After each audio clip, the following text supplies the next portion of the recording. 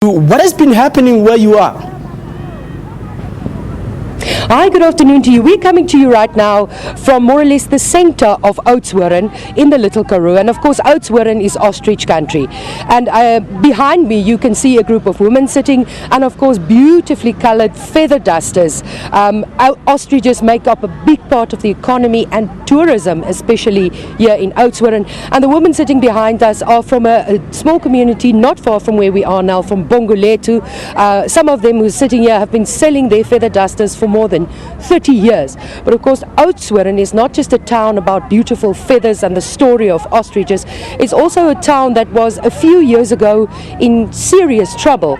It's currently, as we speak, under a Section 139 provincial administration due to the issues that were in the town. But today things are rather quiet. Special voting carried on. People trickled into the different and various voting section. The women behind me who are from Bongolethu, of course, in Bongolethu will have one of the biggest and busiest voting areas on election day, but today was just a trickle of people. But the IEC here in Oudtshoorn tells us that all went well with the special votes, and of course they're looking forward to tomorrow for the second day of special votes in the area. Well, Mariska, I can imagine the mood in Oudtshoorn right now, because if the town was placed under municipal administration or rather provincial administration, one would wonder what is like the political mood like. Is there voter apathy? If people are saying that things have not been going well in the municipality due to issues regarding administration and the likes, are they really enthusiastic to go and vote, or do you sense some sign of poignant disgruntlement around there?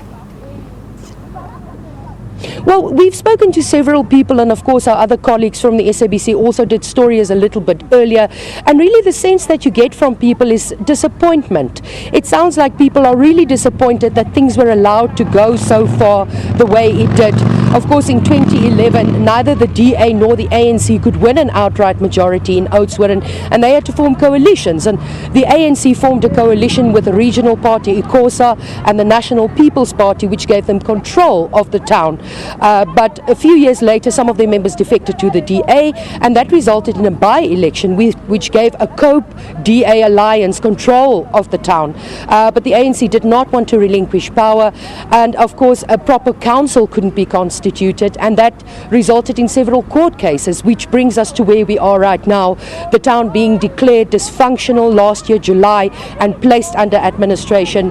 And even from some of the women sitting behind me, two ladies who are friends for a very long time, the one says she's definitely going to vote on Wednesday because she wants to see a difference in her town, and her friend right next to her saying she's still undecided because things have been going the way they have in Oudtshoorn, and they're saying they really want the best for their town, and they hope after this election things will be different for them.